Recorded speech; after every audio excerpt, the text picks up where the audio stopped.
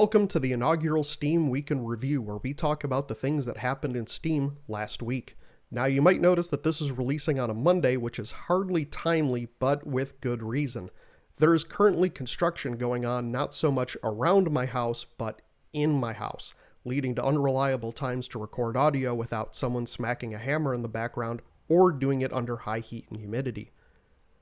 My goal going forward is to have these pieces out on Sunday and expand the width of content covered. Why? Because people seem to look up Steam games only once they've been removed from sale, and there's a surprising amount of interest in it. I'm sure my readers on the main site will appreciate not having to hear about these games on a daily basis. Let's continue. Deathgarden Blood Harvest has officially shut down its servers. Launched by Behavior Digital in 2018, Deathgarden halted development last November after failing to attract an audience, with the promise that the servers would be kept up for the foreseeable future. Well, that future is not just foreseen, it's here, and the game is now offline likely forever. Gurshop has retired some of its older titles from sale, including Behind the Memory, Uplands Motel, and Pilot Rudder. Gurshop noted in an announcement that this decision is to allow it to focus on new and compelling stories as well as its more current roster of titles. PopCap Games has retired 2006 title Rocket Mania Deluxe with no comment. Virtual World Arcade has retired Cycom Cybernet Combat from sale this week with no visible comments from the developer. Developer ALV has retired the game E-Girl from sale before it even launched, the planned release date being July 28th. Cabal Online has been retired from Steam, although the service itself is still operating and can be accessed through the developer's own website.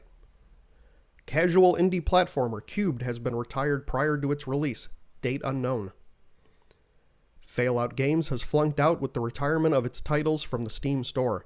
The entire library, including The Departure, Roanoke, Land of Dread, Slime Crunch, Cold Light, and Borderlight were made free on March 1st in an effort to collect analytical data and expand the player base. All titles were pulled from the store this past week. Developer Fox Maxwolf has pulled his entire library from Steam, including Incognito, Sickbrick, and Space Trucker. You may recall Space Trucker being the subject of a 2017 controversy, as it was discovered that the developer had been stealing assets from other build engine games. Sickbrick likewise was embroiled in controversy after it came to light that Fox Maxwolf had stolen the title from its actual creator without compensation. Fox Maxwolf has made no comment on the retirement. Developer Foxtopus has retired the early access game Createch from Steam, noting that development would continue on itch.io and that players can reach out with a screenshot of their library to receive a key for the alternate platform. Developer Marianne Hellberg has retired 2019 title Moysenland from Steam. 2020 Bullet Hell Reconstruction by developer ARMS was removed from the store this week with no explanation other than that there, quote, was a problem. And now on to ban news. Chinese MOBA title The Great Hero was pulled from the Steam store this week.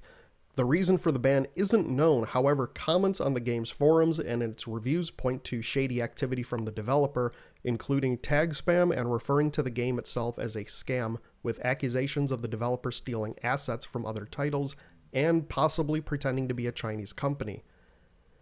Developer You Need a Towel has had its entire library of games banned from the Steam store this week, including Holy Sisters 3D, and Call of Anime Vietnam War.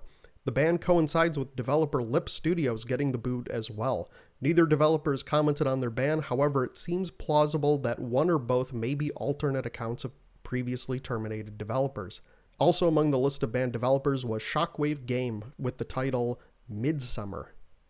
Once again, no reason was given. And that's everything for this week in Steam news. Tune in next week for more news related to Steam and Steam-related products.